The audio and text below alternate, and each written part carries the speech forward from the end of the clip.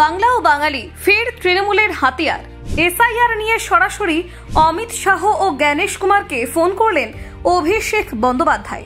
অমিত শাহ জ্ঞানেশ কুমার এক ফ্রেমে, তাই অভিষেকের তীব্র আক্রমণে তপ্ত রাজনীতি। আর কত রক্ত চান? এসআইআর নিয়ে ক্ষোভে ফেটে পড়লেন অভিষেক বন্দ্যোপাধ্যায়। এসআইআর নাকি রাজনীতি? সীমান্তে বাংলাকে নিশানা করা অভিযোগ তৃণমূলের। বিজেপির সহকারী সংস্থা নির্বাচন কমিশনকে কটাক্ষ করলেন অভিষেক। অসমে নয়, শুধু বাংলায় কেন এসআইআর? অভিষেকের প্রশ্নের চাপে কমিশন। বাঙালি আতঙ্কে বিজেপির স্বস্তি। এসআইআর এর আগুনে ফের উত্তপ্ত ভোটের রাজ্য। ভোটের তালিকা নাকি ভোটার বাছাই? অভিষেকের বিস্ফোরক অভিযোগ কেন্দ্রের বিরুদ্ধে। সরকার বদল হলে পালাতে পারবেন না, জ্ঞানেশকে হুঁশিয়ারি অভিষেকের। এসআইআর এর সময় প্রশাসন কমিশনের হাতে উদ্বেগী তৃণমূল শিবির। দেখুন ঠিক কি ঘটলো। পুরনো মোড়কে নতুন বিষয়, বাংলা এবং বাঙালি এই স্লোগানকে সামনে রেখে ফের রাজনৈতিক ময়দানে নামলো তৃণমূল কংগ্রেস। এবারে প্রেক্ষাপট ভোটার তালিকার বিশেষ নিবিড় সংশোধন বা এসআইআর। বিজেপির মোকাবিলায় 2021 সালের বিধানসভা ভোট থেকেই বাঙালি গরিমার তাস খেলেছিল তৃণমূল।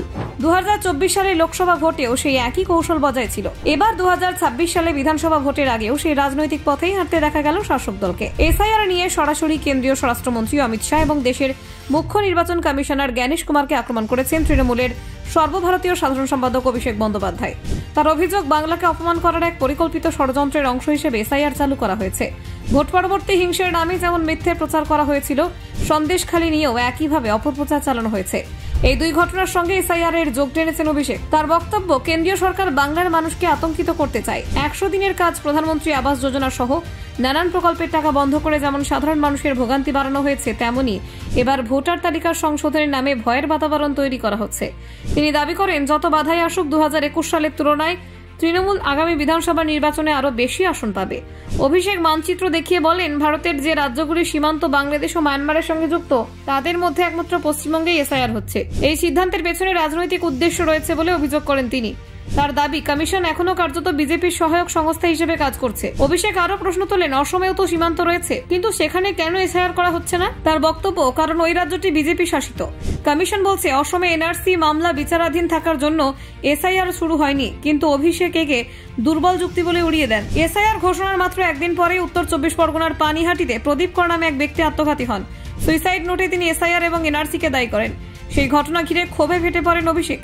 প্রশ্ন তোলেন, আর কত রক্ত চায় জ্ঞানেশ কুমার? কত রক্ত চায় অমিত শাহ? তার মতে এই মৃত্যুর দায় তাদের নিতে হবে। তৃণমূলের তরফে অভিষেক জানান, এই ঘটনায় দল হিসেবে এফআইআর করা সম্ভব নয়, তবে মৃত ব্যক্তির পরিবার যদি মামলা করে তৃণমূল পাশে থাকবে। তিনি কড়া ভাষায় সতর্ক করেন জ্ঞানেশ কুমারকে, সরকার বদল হলে দেশ ছেড়ে পালাবেন না, যেখানেই যান খুঁড়ে বের করা হবে। অভিষেক প্রশ্ন তোলেন, 2002 সালে এসআইআর করতে 2 বছর সময় লেগেছিল, এখন মাত্র 2 মাসে 80,000 বুথে 7.5 কোটি ভোটারের কাছে কিভাবে পৌঁছাবে commission? Bureau report, news prime Times.